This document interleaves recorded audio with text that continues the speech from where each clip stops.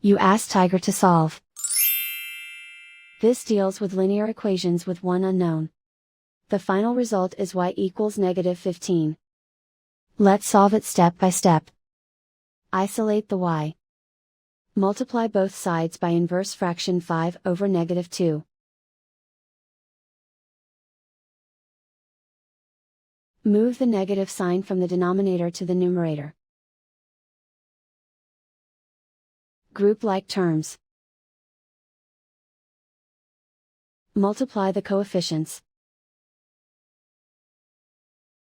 Simplify the arithmetic.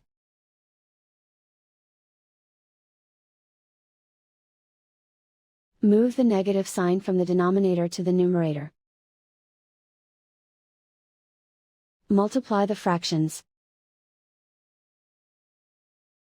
Simplify the arithmetic.